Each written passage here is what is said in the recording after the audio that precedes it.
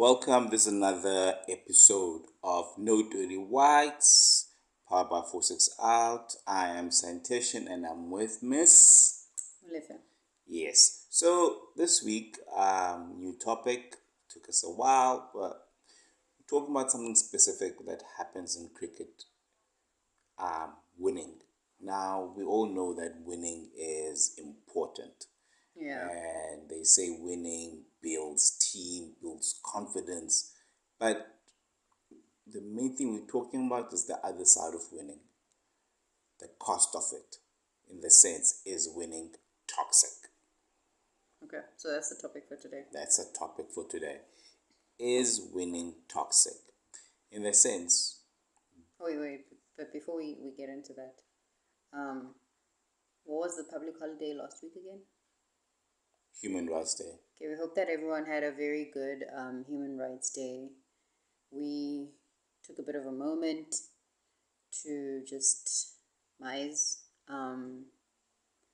but we hope everyone had a good one. And is winning toxic? Yes. Now, Did I throw you off there? no.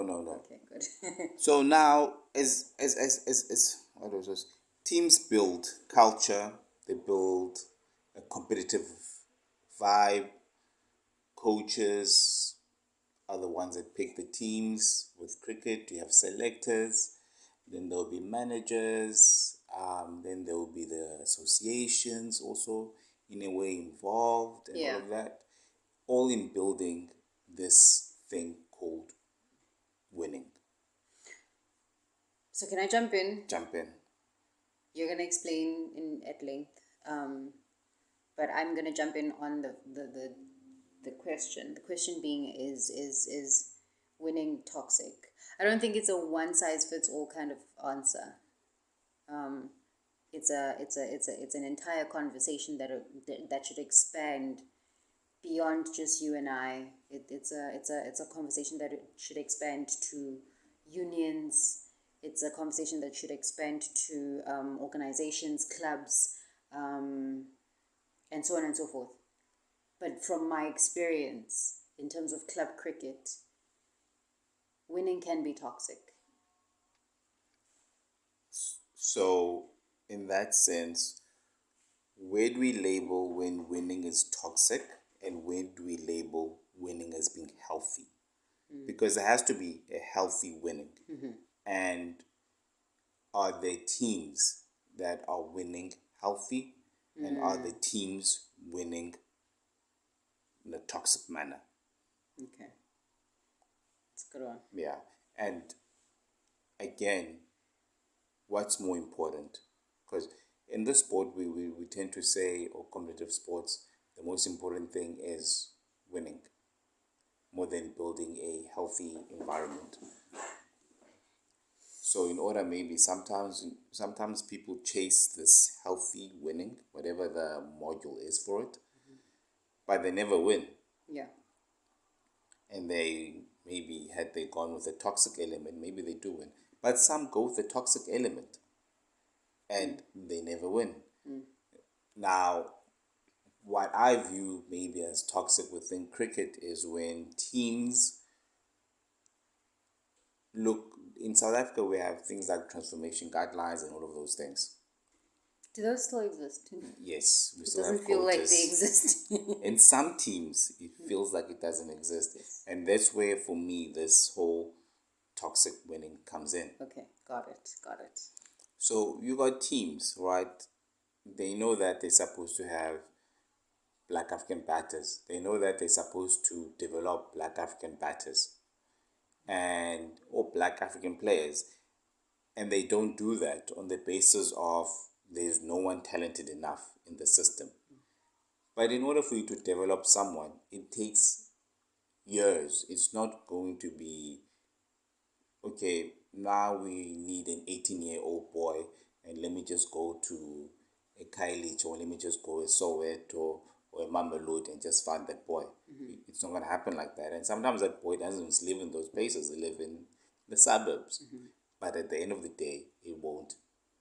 You can't take that boy at 18 or 21 or 25. Yeah. And they just that. Yeah. It takes time. And you need to trust the process. Yeah. And no one wants to trust the process, or no one wants to do the process. Is that where the toxic winning comes in? That's for me, that's where the toxic winning comes from. In the sense, when teams go for these wins, but they're not thinking about the healthy part. What's the future? What's the legacy? When we win this, what is the legacy? Is the legacy just winning?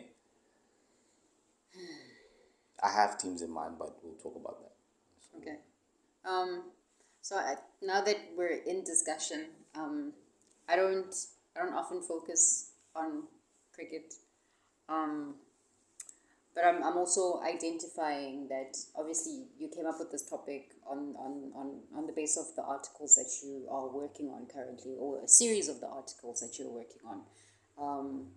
Because I remember last week you sent an inquiry via media liaison about the number of Black African players, the number of Black players that are required to make up a team, or a healthy team, which will result in obviously healthy winning. Well, one would assume it would result in healthy winning. But back on the competitiveness, I hope you got a response, and if you didn't, I hope you make a follow up. But on the verge of that, or on the heels of that, more specifically, I'm a very competitive administrator. So I'm going to speak from an administrator's point of view more often than I would from the player's perspective, though I am compassionate enough to understand the player's perspective. When, as an administrator, you're demanding the numbers from your on-the-ground team, you then create a space of toxicity within the environment's culture, because the only thing that matters to you is the numbers. So in other words, you're saying this starts from the top. It starts from the top. Winning, both negative and positive, starts from the top.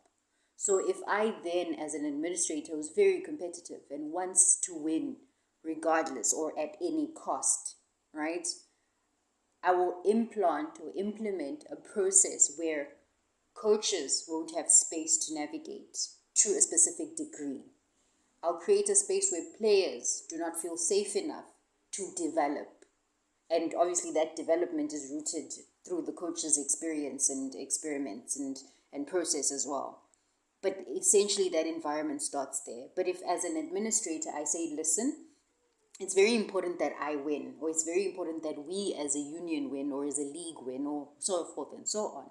But I also need you to be mindful of the mental and emotional health of people, aka the players, aka the coaches. And I also need you to participate in fairness in order to achieve that winning. Right? That's when my competitiveness takes a human form instead of just the numbers. I'm aware that I need to have these numbers. I'm aware that I need to be a winner. But at the same time, I'm very aware that I'm dealing with people who have emotions, who have feelings, who have so on and so forth. But again, clinical spaces, aka professional spaces, don't often pay attention to that little side. It's big, but it's little. They don't pay attention to that side, because at the end of the day, I have to go back to the table with numbers. Do you know what gets to me in South Africa, more specifically? Because I can talk, like we're talking about toxic winning, and it's not just within cricket, it's everywhere. It's in business, That's another reason why I like this topic. Most people don't like to talk about this, but you have teams like the Springboks. One of the things they brought up is like, we have so many. We had to be intentional about the team itself, whether it be transforming the team. We were intentional about having a specific captain. We were intentional about the things that we wanted to do. The intention, it starts there. Yeah. You know what I'm saying? And again, this was a head coach. Do you know what I'm saying? Because the union was fine with whatever the head coach wants. It's not like this is a captain that was pushed by the union. It's a done within the coach. So sometimes I do believe we can start from the top, but sometimes in certain ways of changing culture, you start from the bottom, going up, you know. And again, you as maybe sometimes as the head coach, the buck stops with you in the sense of you are the one that's building your team culture itself, you know. So don't let any outside influences come in that.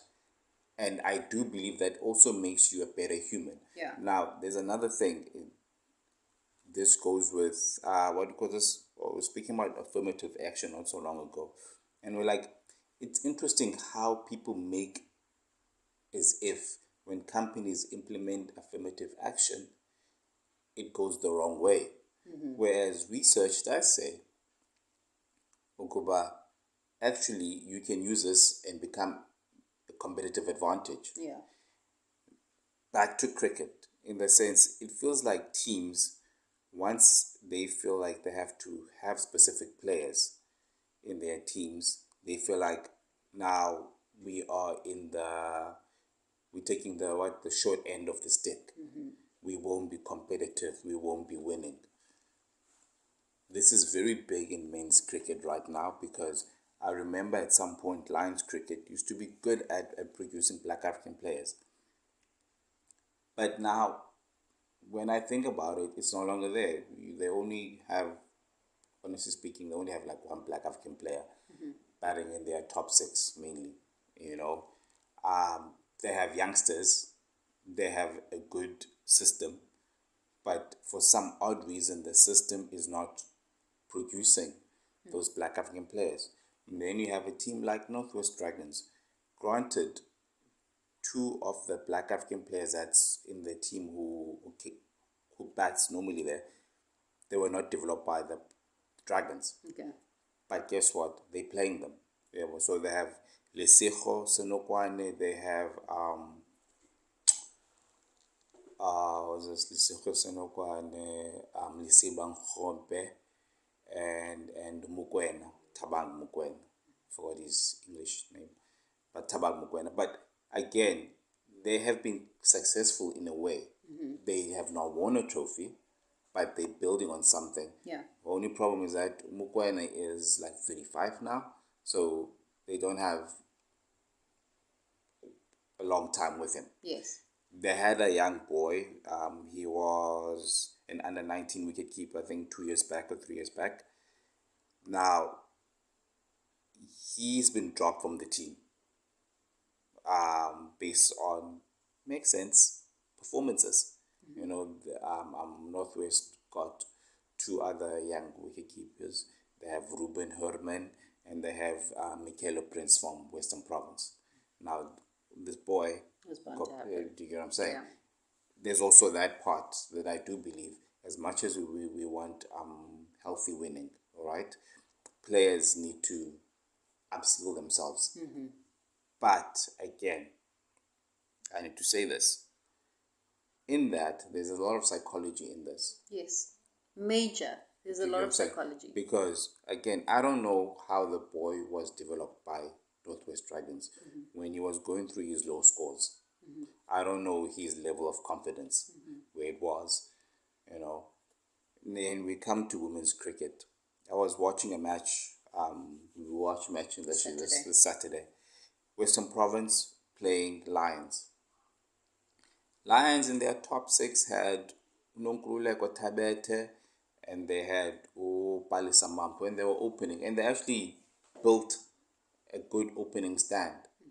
You know, and then obviously afterwards, Madison Landsman came in, Jenna Evans, Sunet Folyun, and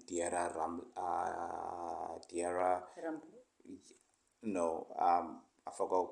I don't know. I don't want to mispronounce her surname yet. The Indian girl.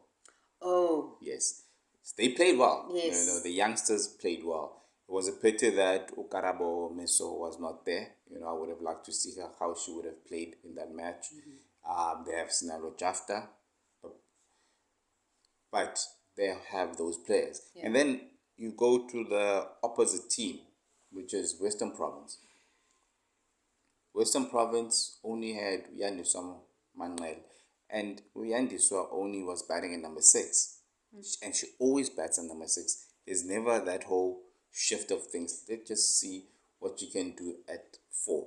Let's just see what you can do Why at do 3. you think is the reason that she's always at number 6? What can we assume as the reason?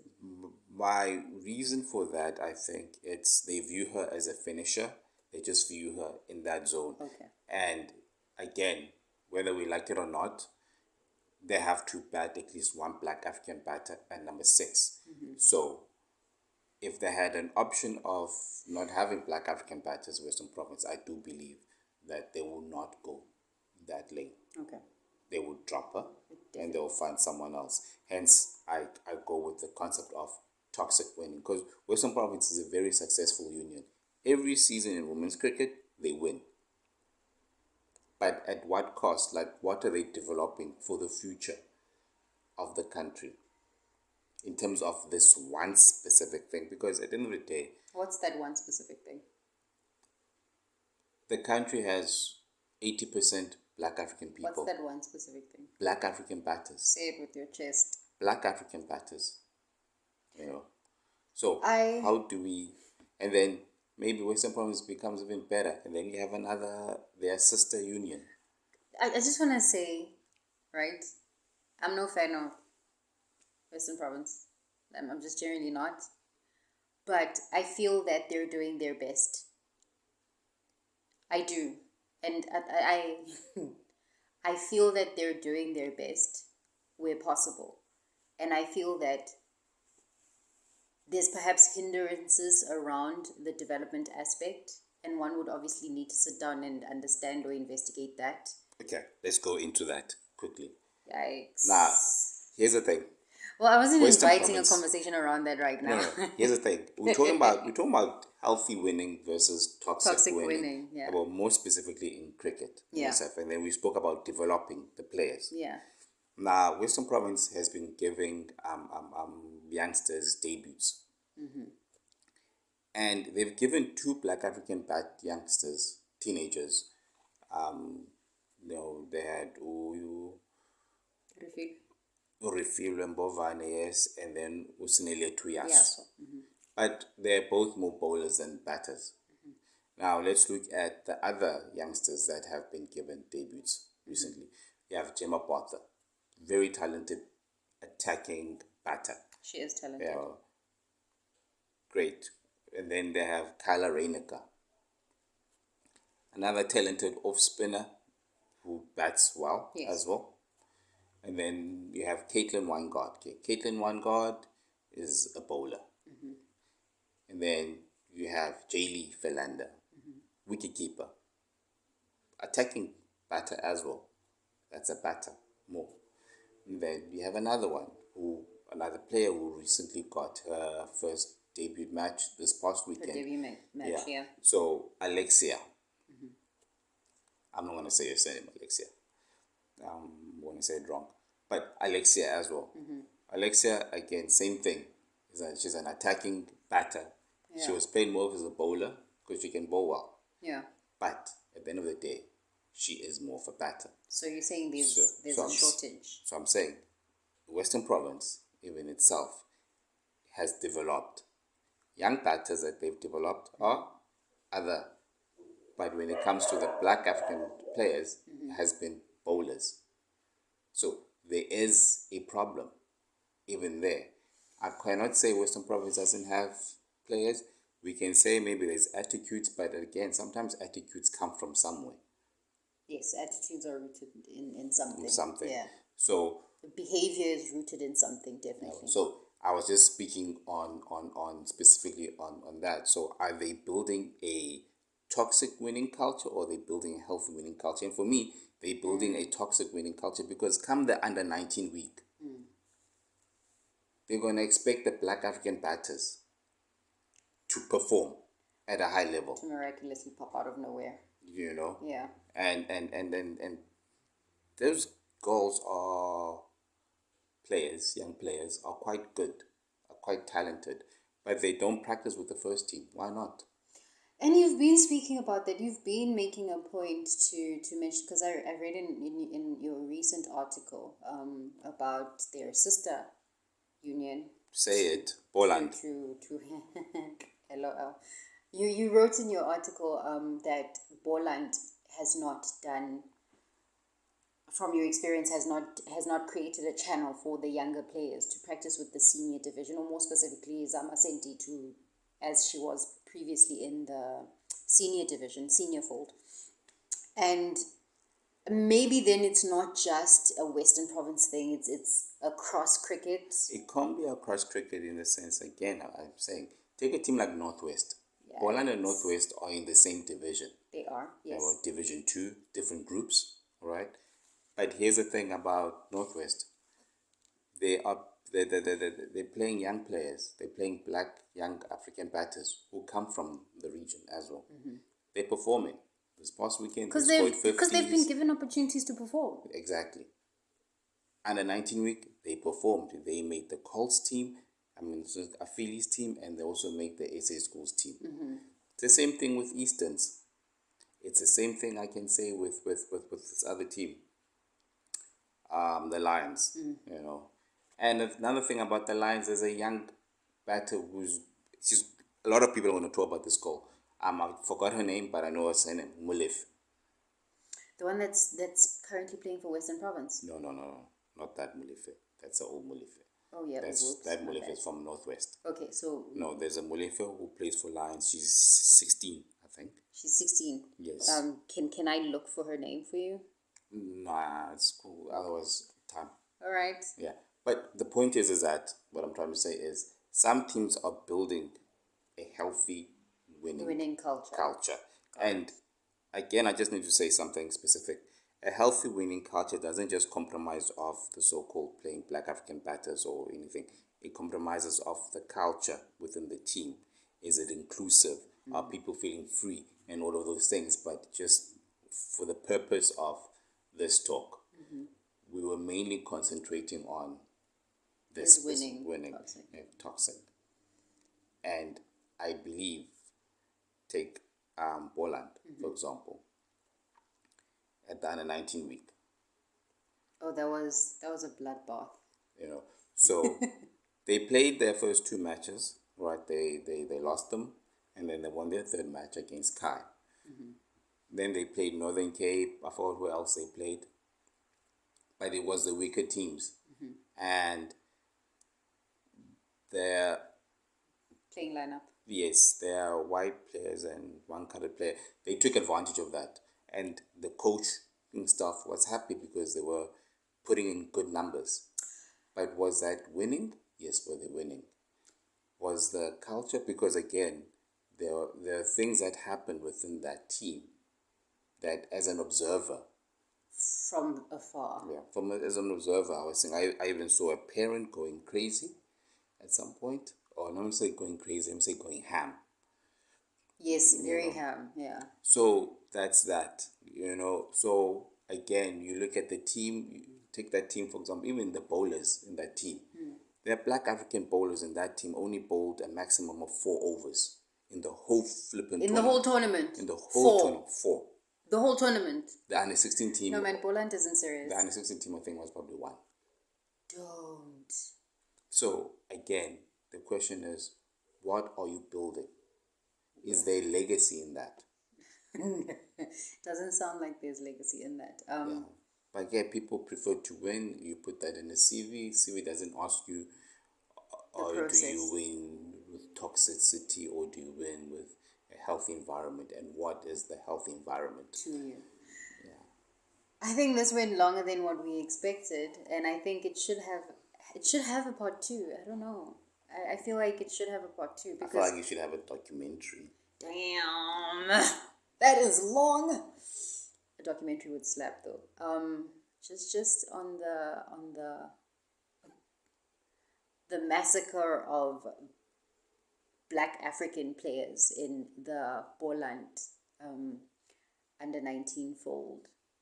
And senior team fold, if you think about it. But let's leave it there. Yikes. Then, yeah. And just to be on Poland, you're not alone. You're not alone. There's other unions in the Western Cape as well. But anyways, let's leave it there. What do you mean they're not alone?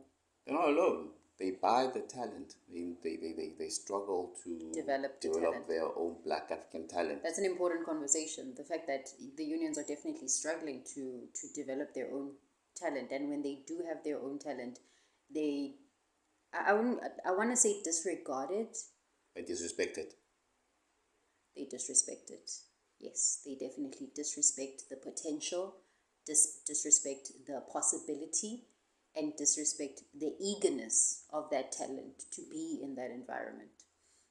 And I think it's unfortunate. It then leaves us with that element of saying, from my end, in terms of closing this, it leaves behind the element of saying winning isn't necessarily built on positivity 110%. Winning is definitely toxic. And in the beginning of this podcast I said it's about the top order, as in management, administrators, phezulu. And you mentioned something quite significant about the buck stops with the coach at some point, right? And that is where hiring a holistic and inclusive, non-racial coach is very important.